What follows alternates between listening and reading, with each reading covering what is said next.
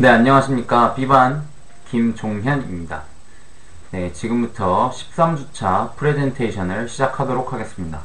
네, 이번 13주차 프레젠테이션의 내용은 2학기 동안, 한 해 동안 저희가 무엇을 배웠나에 대한 그런 프레젠테이션을 하도록 하겠습니다. 저희가 어떤 것을 배웠나 한번 알아보도록 하겠습니다. 일단 간단하게 목차부터 설명을 말로써 설명을 드리자면은 첫 번째 의치상 수리, 두 번째 인공치 수리, 다음은 의치상 개조와 개상, 네 번째 금속상과 그러니까 덴처에 들어가는 금속상과 화이오 메쉬에 대한 것이 나오겠고, 다섯 번째는 어태치먼트, 다음엔 어태치먼트의 개요, 다음엔 오버덴처, 스터드 어태치먼트와 바 어태치먼트에 대해서 알아보겠고, 세 번째로는, 그 다음에 마지막으로는 마그네틱 어태치먼트가 있겠습니다. 그 다음에 진짜 마지막으로는 시그먼티드 브릿지 워크에 대한 시그먼트 어태치먼트에 대한 12주차 에 대해서 설명을 해보도록 하겠습니다. 자, 지금부터 시작하도록 하겠습니다. 네, 의치상 수리. 2학기 첫째 주 차에 시작했던 의치상 수리에 대해서 알아보도록 하겠습니다. 의치상 수리라. 의치가 파절됐을 때 수리를 해주는 그런 것을 의미하겠습니다.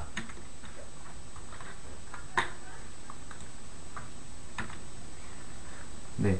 의치상에 가해지는 응력 분포 같은 경우에는 전치부 쪽에 많이 응력이, 많이 분포하여가지고, 이 정중선을 중심으로 해서 깨지는, 절치부 쪽에서부터 해서 깨지는 그런 경향이 많이 있습니다.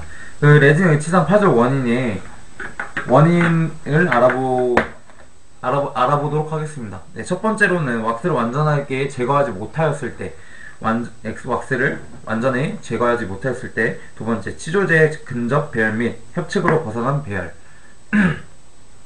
세 번째, 잘못된 매몰 과정과 무리한 취출 시 의치상이 파절될 수 있습니다. 그 연마시 부주의로 의치를 놓쳐 바닥으로 떨어져 파절되는 것이 대부분이 되겠습니다. 그리고 환자의 부주의로 인해서 떨어뜨린다거나 했을 때도 파절이 되게 되겠습니다. 네, 아까 말씀드렸듯이 의치상 파절 원인 4가지가 있습니다.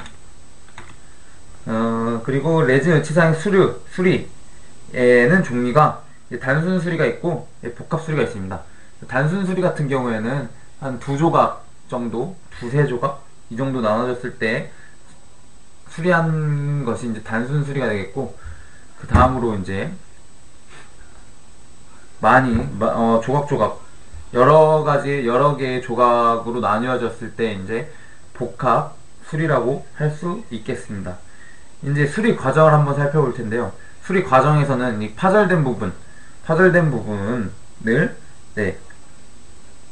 이렇게 잘 이어서 스티키 왁스로 고정을 시킵니다. 스티키 왁스를 고정시키고, 막대 같은 바 같은 걸로, 이제 봉 같은 걸로 한 번 더 유지를 시켜주게 되겠습니다. 그 유지시킨 상태에서 이제 그 위에다가 석고를 부어서 모형을 제작을 하게 되겠습니다. 모형을 제작한 후에 거기서 이제 떼어낸 다음에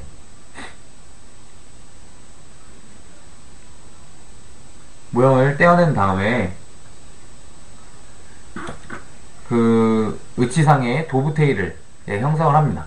그 형성하는 다음에 열중합 수지를 여기다가 전입시켜가지고 다시 중합을 시키면 완성이 되겠습니다. 다음은 인공치 수리로 넘어가겠습니다. 인공치 탈락 및 파절 원인을 알아보도록 하겠습니다. 레진치 왁스 제거 불충분, 그리고 큰 인공치 치조제에 너무 가깝게 배열됐을 때, 세 번째, 레진 전입 시 전입 압력이 큰 경우에, 다음 기공 과정에서의 부주의, 그리고 환자의 부주의가 있겠습니다.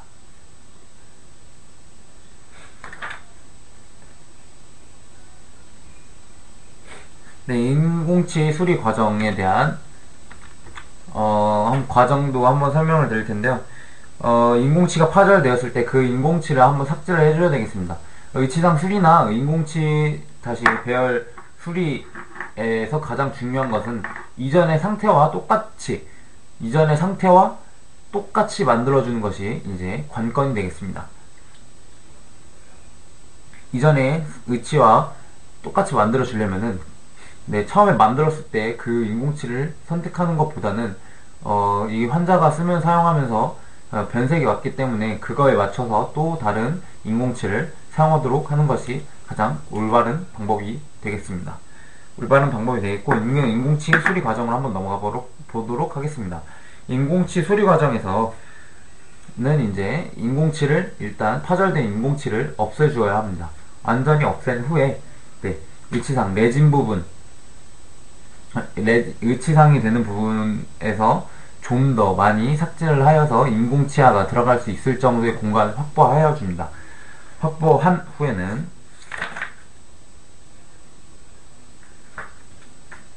네, 인공치를 넣어주고 다시 그 다음에 인공치를 넣어준 다음에 레진을 전입시키게 되겠습니다.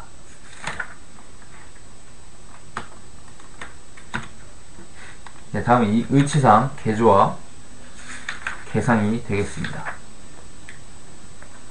의치상 개조의 적응증에 대해서 한번 일단 알아보도록 하겠습니다. 수리를 반복하여 의치상 색조가 부조화를 이룬 경우에, 두 번째, 의치가 여러 조각으로 파절되어 수리하기 어려운 경우, 세 번째, 장기간 사용하여 의치상이 전체적으로 탈색된 경우, 네 번째, 의치 다공성 기포가 형성하였을 경우에 실시합니다.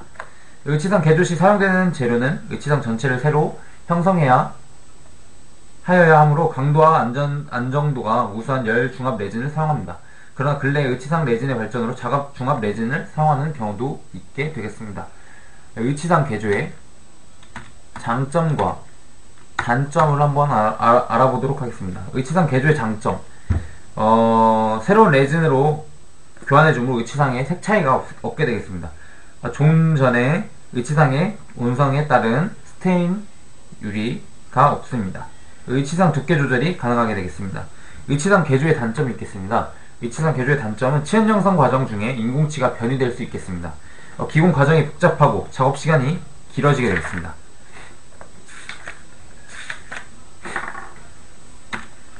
치조골이 흡수되면은, 네, 이것은 이제 치조골이 흡수되면은 개조보다는 개상을 하게 되겠습니다. 첨가하는, 네, 첨상의 의미가 되겠습니다.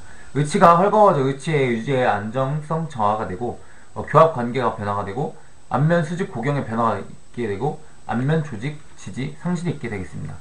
그러므로 의치상을, 네, 첨상을 해줘야 되겠죠. 고쳐준 다음에 다시 환자의 입으로 들어가는, 구강내로 들어가는 그런 바람직한 방법을 사용하도록 하여야 하겠습니다. 네, 장착 후 3개월에서 6개월이 지난 즉시 의치인 경우에 잔존 치조제에 흡수가 돼 의치상과 잔존 치조제 사이 적합 상태가 불량인 경우, 이때 첨상을 할 때 적응증을 얘기하는 거겠습니다. 환자가 의치 재제작에 대한 경제적 부담을 갖는 경우, 환자가 의치 재제작에 대한 육체적 부담을 갖는 경우, 네, 총이치를 하는 환자의 경우에는 거의 대부분이 노인이기 때문에 육체적 부담과 경제적 부담을 많이 느끼게 되겠습니다. 네, 의치상 개상. 네, 의치상 개상, 아까 처음에 말씀드렸듯이 의치상 개조 또는 의치상의 교환을 얘기하겠습니다. 치아의 교합 관계를 변화시키지 않고 의치상 재료 전부를 새로운 재료로 교환해 줌으로써 의치에 재적합시키는 과정을 얘기하겠습니다. 네, 다음은 금속상과 화이버 메쉬에 대해서 알아보겠습니다. 네, 지금 이 보시는 것이 금속상에 대한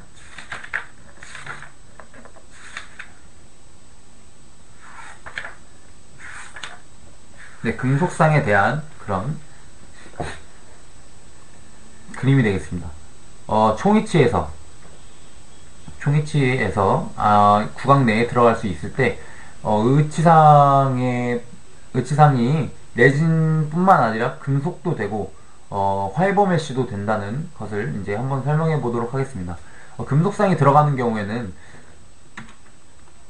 좋은 점이 이제 열 전도율이 높아서 환자가 음식의 온도를 빨리 느낄 수 있고, 그 다음 되게 생체 친화적인 것이라 금속은 이제 네, 생체 친화적이어서 구강 내 청결 상태의 유지에 네, 굉장한 도움을 주게 되겠습니다.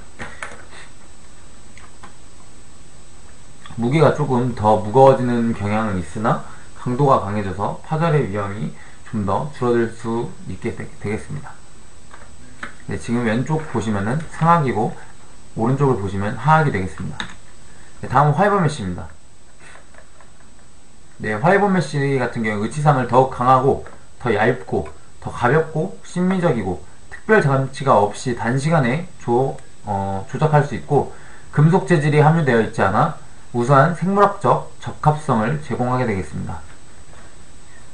네, 화이버 메쉬 같은 경우는 저희가 직접 만들어 봤는데 이 부분에서는 굉장히 의치상이 얇아진 만큼에 비해서 강도도 참 우수하게 형성이 되어지고,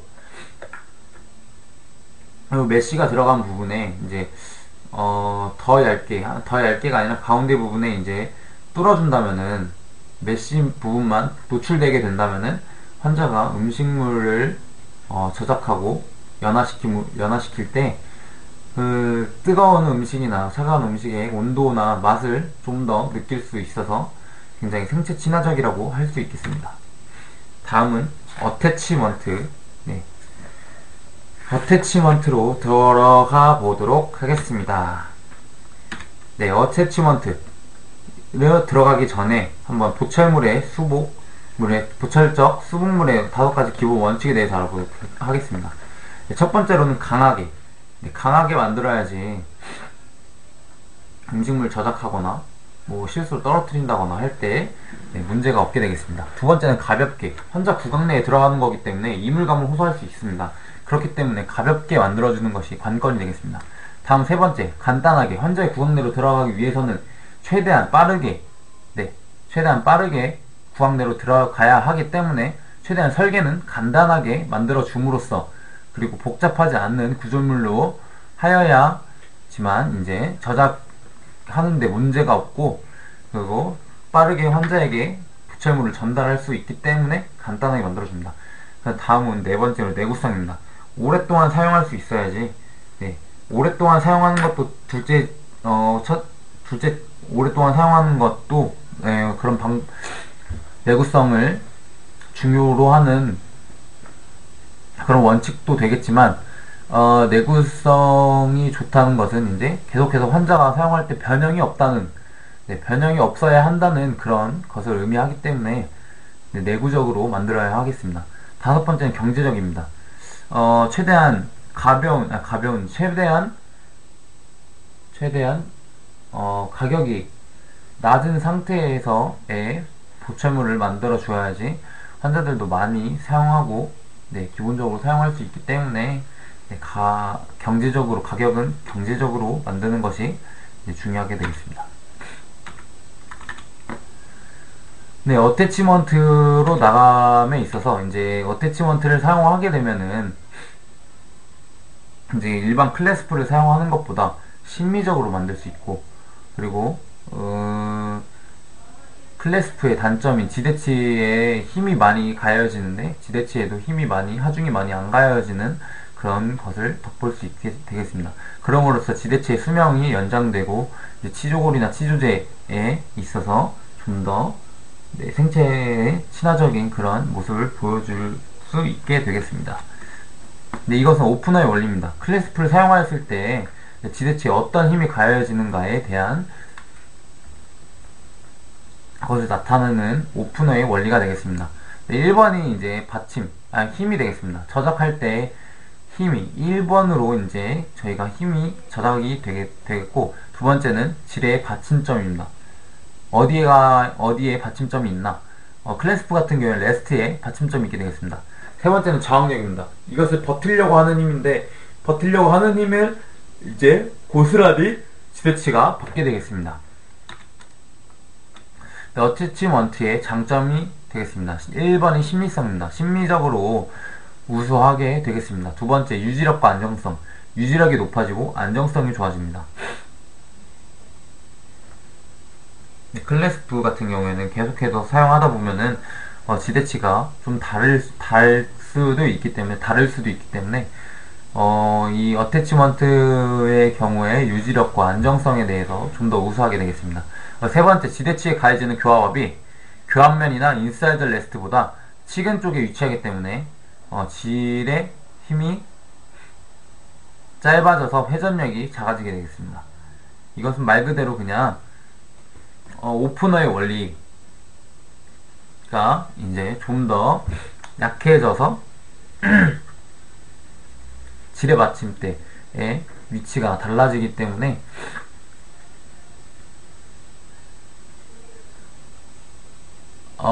회전력이나 그런 힘이 좀 더 약해지게 되겠습니다. 지대치에 가해지는 힘이 약해지게 되겠습니다.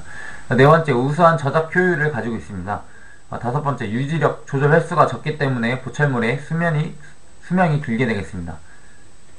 다음, 의치의 착탈 시 직방압이 지대치에 덜 미치기 때문에 치조골을 보호할 수 있게 되겠습니다. 다음은 어태치먼트의 개요가 되겠습니다. 어태치먼트에는 무엇이 있나 한번 알아보도록 하겠습니다. 가찰성 보철물의 분류가 있겠습니다. 첫 번째로 국소위치, 총위치로 나눠지는데 국소위치에서는 치관 내 어태치먼트, 치관 외 어태치먼트, 오버레이 국소위치, 총위치에서는 PGH, 스터드 어태치먼트, 바 어태치먼트. 그러니까 국소위치 같은 경우에는 치관 내 어태치먼트, 치관 외 어태치먼트, PGH인 스터드 어태치먼트나 자성 어태치먼트, 바 어태치먼트, 이것을 모두 사용할 수 있는 것이 이제 국소위치가 되겠고, 총위치에서는 스터드 어태치먼트나 바 어태치먼트를 사용할 수 있게 되겠습니다.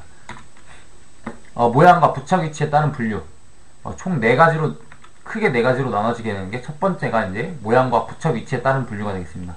첫 번째로 인트라코놀라의 어태치먼트, 치관 내 어태치먼트가 되겠습니다.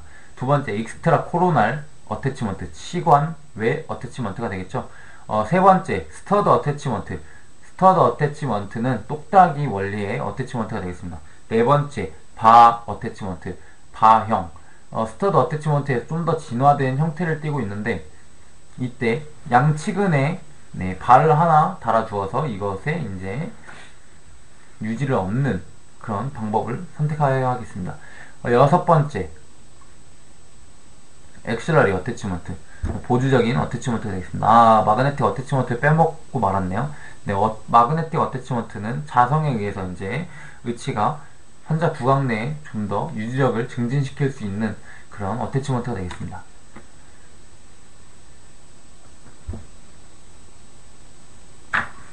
어태치먼트의 기능 운동이 있겠습니다. 어태치먼트의 기능 운동이라 어태치먼트의 기능 운동 클래스 1 A1 리지드, 클래스 AB 1B 리지드가 있고, 다음은 클래스 2 버티칼 수직적인 힘, 클래스 2 힌지 단순 저작 정도 하악 운동 힌지, 클래스 4 버티칼 앤 힌지 두 가지를 합쳐놓은 것이 클래스 2와 클래스 3를 합쳐놓은 것이 클래스 4가 되겠습니다. 클래스 5 같은 경우에 로테이셔널 버티칼 회전력과 수직적인 힘이 한 번에 합쳐지는 게 이제 다섯 번째고, 클래스 6 같은 경우에는 지금까지 여태까지 말했던 모든 기능 운동에 대한 것을 설명하고 있겠습니다. 다음은 오버덴처입니다.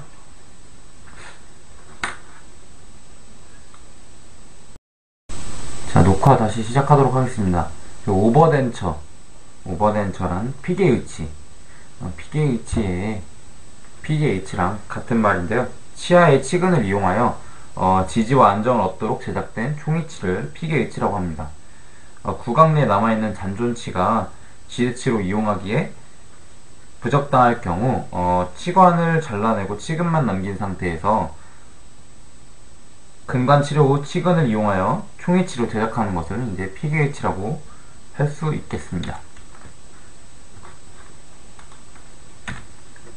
네, PGH의 적응증에 대해서 한번 알아보도록 하겠습니다. 싱글 컴플레이트 덴처. 두 번째, 치아 미발달증. 치아가 완전하게 발달하지 않은 경우에, 3번, 구개 파열이나 외과적 결점이 있는 경우에, 네 번째, 치아의 마모가 심한 경우. 치아의 마모가 심한 경우는 치근을 이용하여서 이제 사용하겠죠. 다섯 번째, 무치아 환자의 임플란트의 이용. 무치아 환자가 있으면은 임플란트를 다 박을 수는 없으니까 몇 개만 박아주어서 거기 위에 이제 총이치를 제작하는 방법을 사용하겠습니다. 잔존 치아가 북소의 치에 지대치를 이용하기에 부적절할 경우에 사용하게 되겠습니다.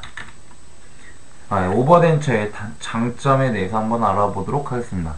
1번, 환자의 심리적 안정감을 얻을 수 있겠습니다.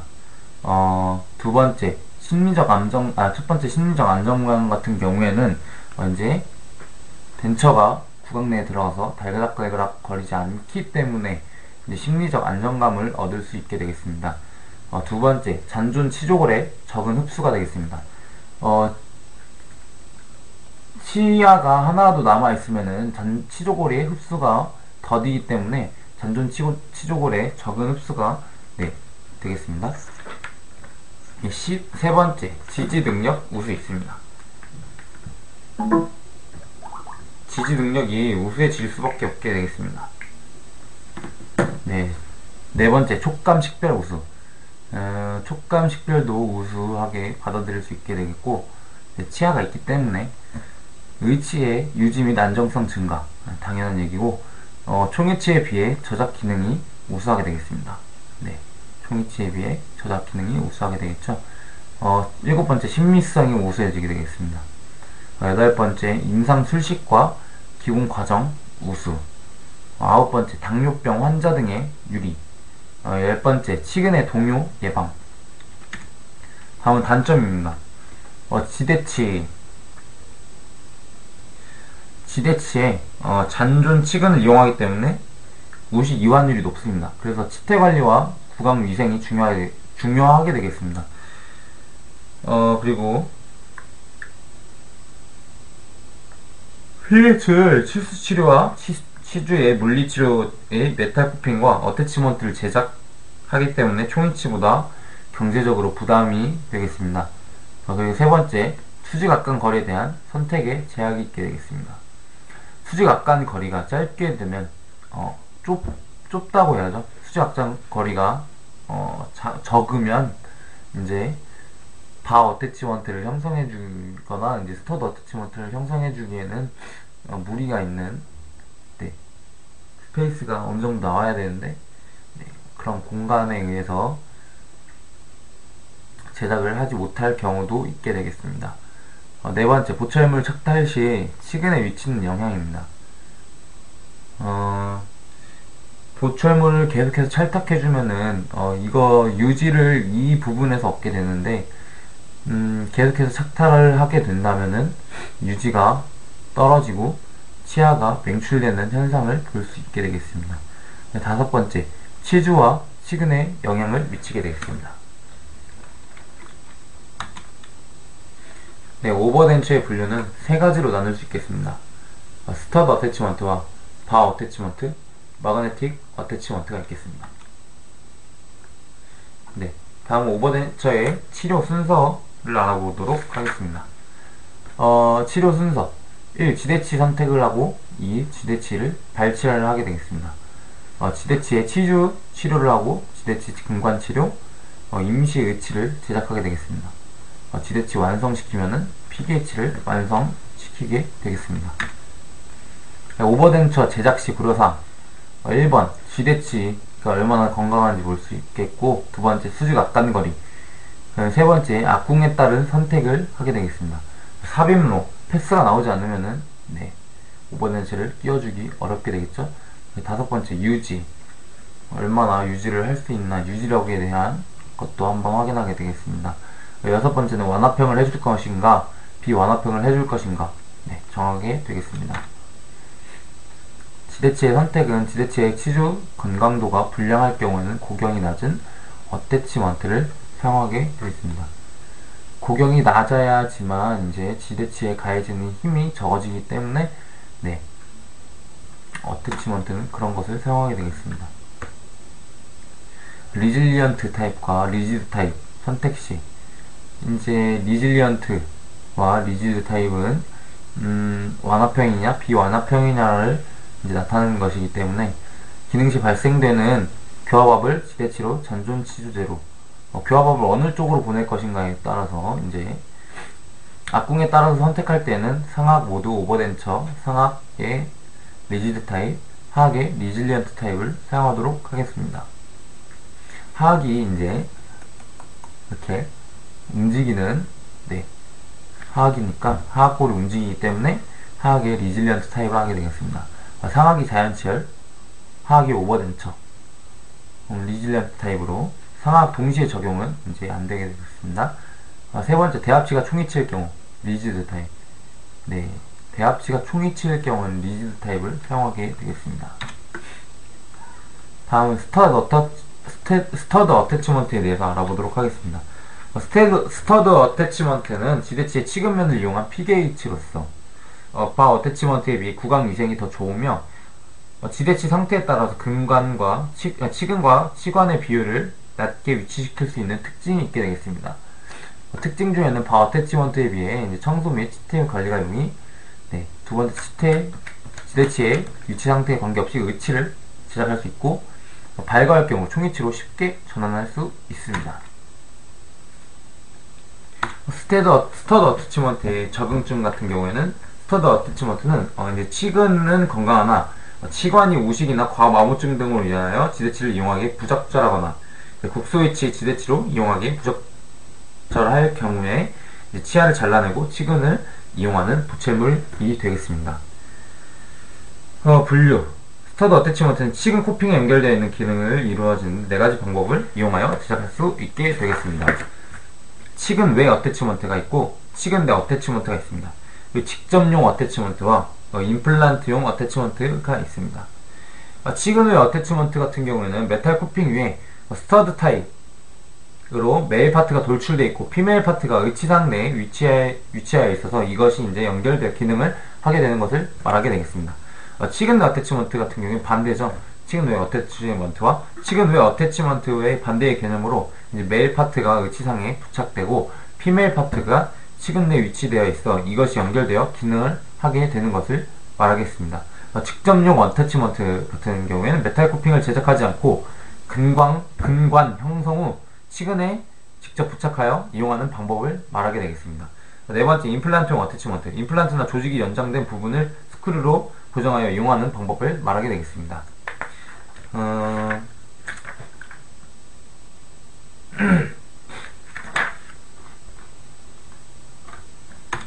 다음은 바 어태치먼트로 넘어가도록 해보겠습니다.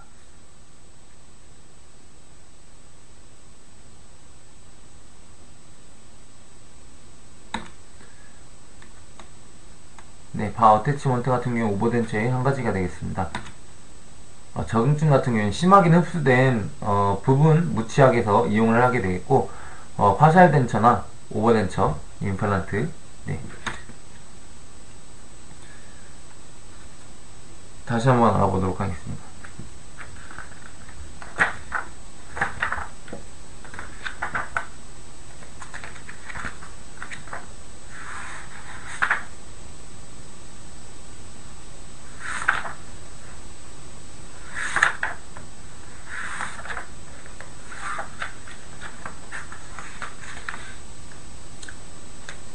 네, 바이오 어태치먼트는 이제 PGH로 잔존 치관이나 치근 사이에 결손된 부위를 바로 연결하여 이용되는 기계적인 유지장치이며 의치상의 유지와 지지 및 안정성을 높일 수 있어 국소위치나 PGH로 그리고 임플란트에 이용하고 있습니다.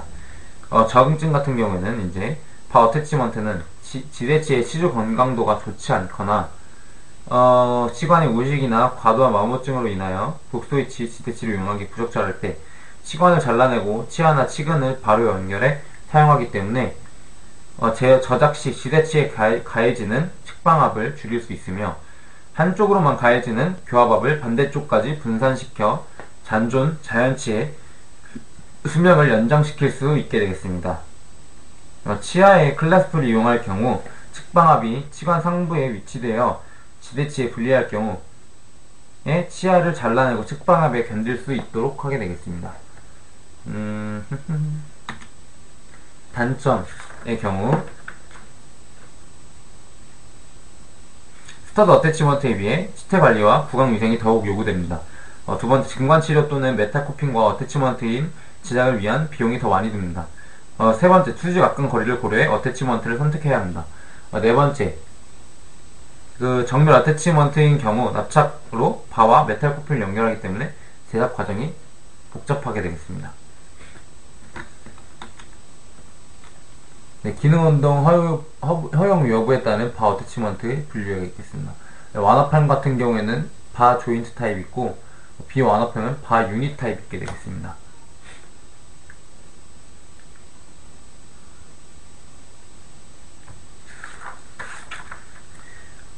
수업 시간에 배웠던 헤이더 바 어태치먼트에 대해서 간단하게 설명을 하도록 하겠습니다. 헤이더 바 어태치먼트는 플라스틱 바 패턴과 닐리언 리더로 구성되어 있는 반정밀로서 의치상 기능 운동이 허용되는 바 조인트 시스템이 되겠습니다.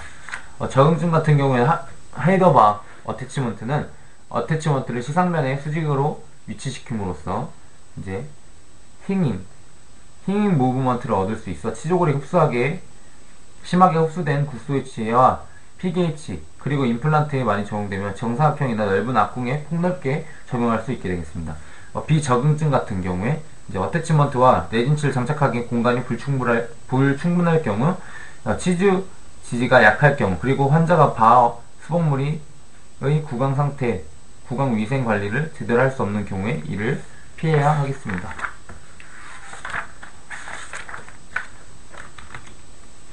다음은 마그네틱 어태치먼트에 대해서 한번 알아보도록 하겠습니다.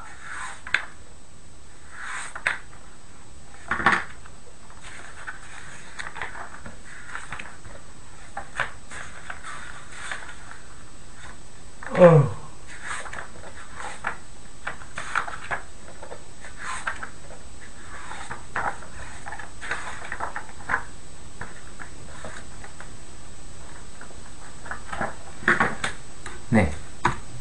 마그네틱 어태치먼트 같은 경우에는 이제 자성제와 자석이 아닌 건데 이제 자석이 붙는 그런 성질의 그런 재료와 자석 구조체를 이용한 치과 오버덴처가 되겠습니다. 원리는 자석과 이것에 흡착하는 자성제를 이용한 것이 되겠습니다. 마그네틱 어태치먼트의 원리. 네. 이제 치아에 붙어 있는 것이 이제 키퍼가 되겠고, 치근에 붙어 있는 것이 키퍼가 되겠고, 그 다음에 그 위에 붙어 있는 이제 덴처에 붙어 있는 것이 마그네틱 어셈블리가 되겠습니다. 자석을 내장한 자석 구조체를 의치상에 자석 구조에 채 흡착하는 금속판의 키퍼를 치아에 매립하고 양쪽에 작용하는 흡입력을 이용한 위치를 치근에 고정하는 것이 되겠습니다. 고로 그러니까 이제 치아에 붙어 있는 것이 자성제가 되겠고, 이제 덴처에 붙어 있는 것이 덴처에 붙어 있는 것이 이제 마그네틱 어셈블리가 자석이 되겠습니다. 자석 어태치먼트는 자석의 힘을 이용해 가철성의 위치를 지대치로 연결해서 유지나 안정성을 시도하는 유지장치의 하나입니다. 자석 어태치먼트는 자기적인 힘으로 부채물을 유지하는 장치가 되겠습니다.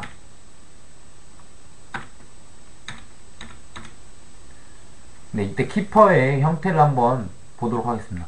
스탠다드 타입의 키퍼가 있고 이제 돔 타입의 키퍼가 있겠습니다.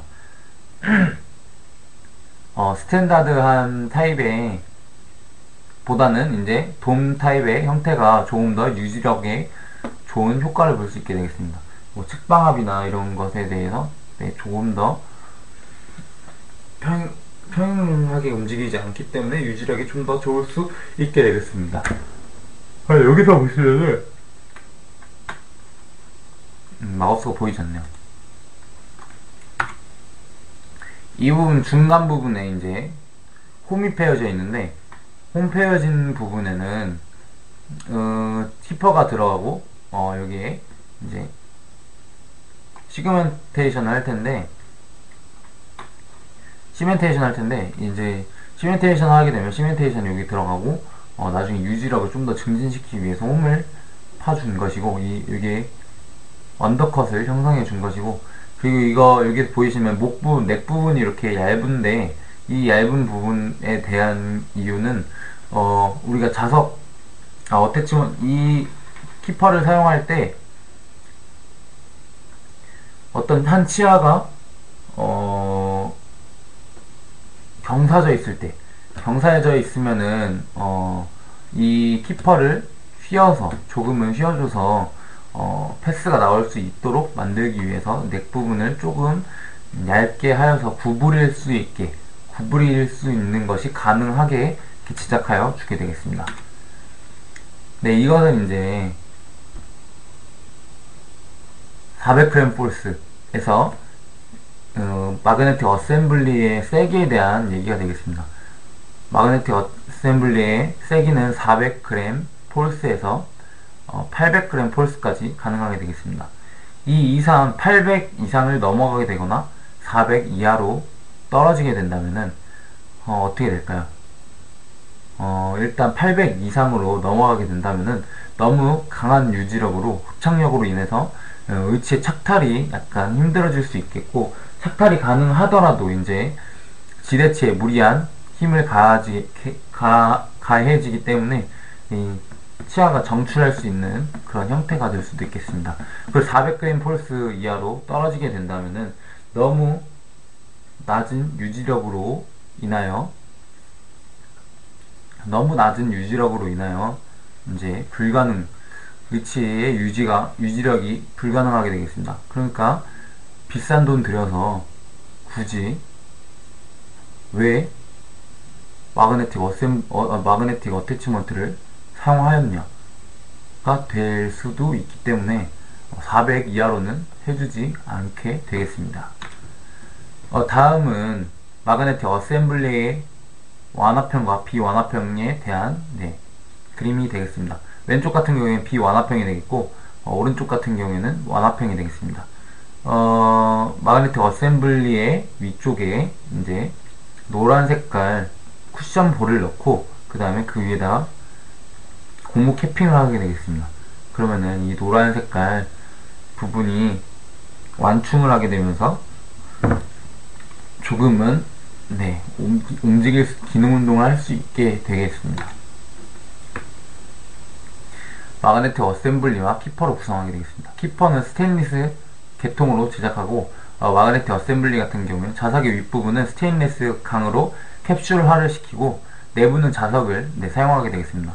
중심으로 양쪽이 요크로 감싸져 있는 샌드위치형으로 제작하게 되겠습니다. 그리고 이 마그네틱 어셈블리에서 이 양 오른쪽 부분에 날개 부분이 형성되어 있는데, 이 부분은 이제 의치상에 매립되게 되면서 나중에 흡착력으로 인해서 유지력이 떨어질 수 있고, 그렇기 때문에 의치상에서 분리될 수 있는 그런 현상을 보이기 때문에 이 날개를 형성하여 줌으로써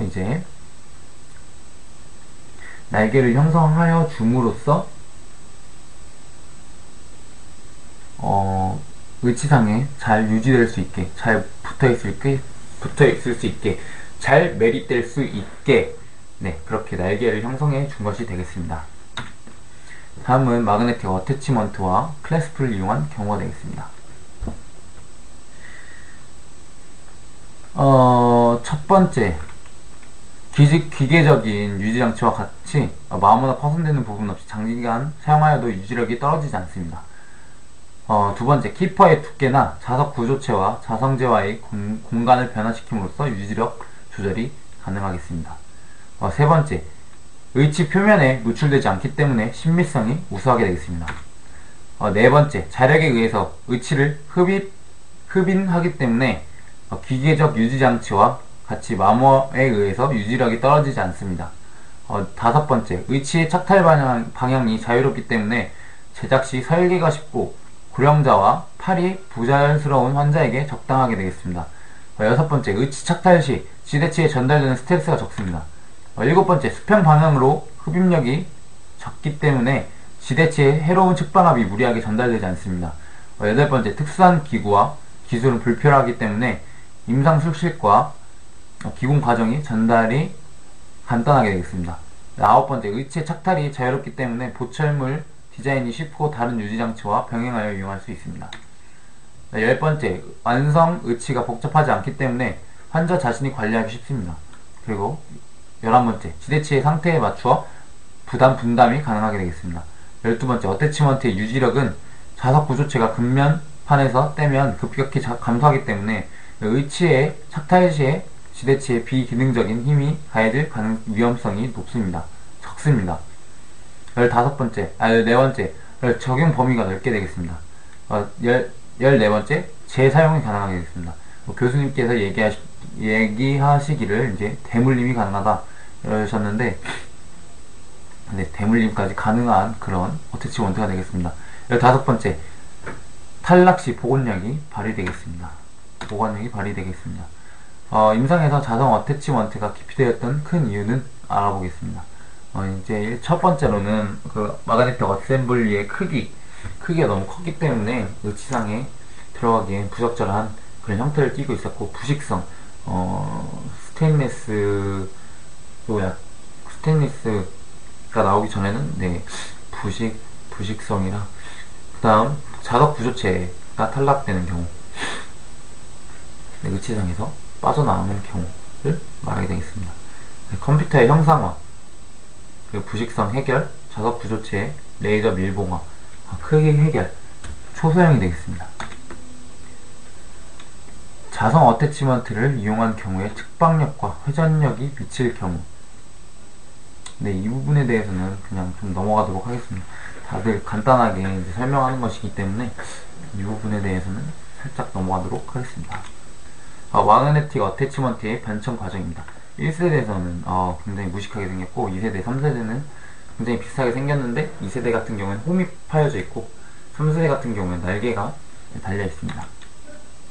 다음은 시그멘테이션 브릿지 워크가 되겠습니다.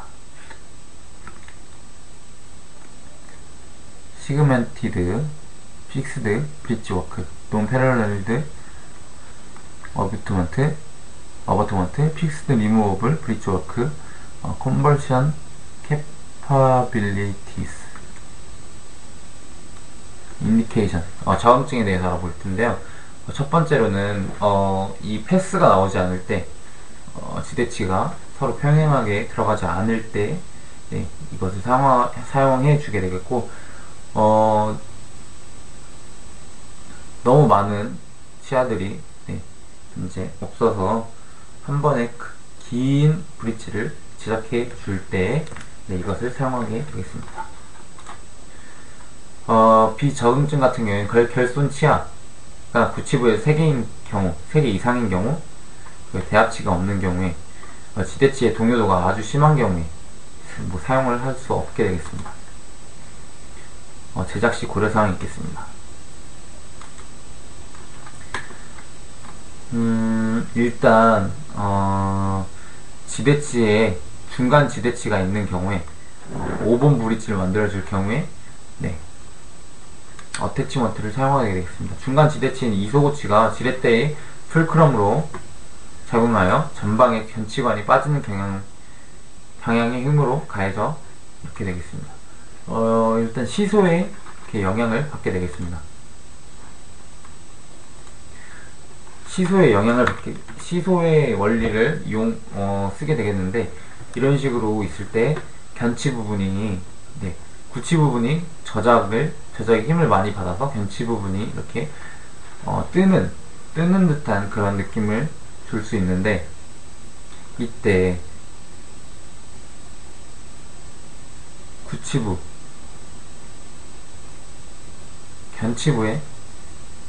소구치부의 원심에 피메일 파트를 이용하여주고, 여기 구치부에는 메일 파트를 이용하여 주게 되겠습니다. 네, 이런 식으로 네, 형성을 해 주게 되겠습니다. 네, 이거는 롱 브릿지 워크, 네, 메탈, 코핀, 메탈 캡 부분이 되겠습니다. 13번. 지금 치아 하나 빼고 전부 다 풀 왁스업을 한 상태입니다. 이대로 이제 어태치먼트를 이용하여서 연결을 시켜주게 되겠습니다. 네, 이로써 저희가 모두 배운 이제 12주차 동안 배운 것에 대해서 모든 총 정리를 해 보았는데요. 생각보다 이제 전혀 이제 기용을 함에 있어서 전혀 몰랐던 그런 부분을 어태치먼트에 관하여 다루었기 때문에 좀 생소한 부분이 있었을 수 있는데, 이 부분에 대해서 굉장히 그 교수님께서 열정으로 수업을 해주셔서 많은 도움이 될 수 있었고, 네, 이렇게 나중에 총 정리까지 혼자 스스로 할 수 있는 그런 단계까지 설 수 있었던 것 같아서 굉장히 기분 좋게 생각하고, 마지막으로 남은 기말고사 모두들 화이팅해서 잘 보셨으면 좋겠고, 저도 물론 잘 봐야 되겠지만, 네, 정말 이제 날씨도 추워지는데 다들 감기 조심하셨으면 좋겠습니다. 교수님도 감기 조심하시고, 네, 얼른 쾌차하시길 바라겠습니다. 네, 이상으로 13주차 총이치 기공학 프레젠테이션 총 정리를 마치도록 하겠습니다.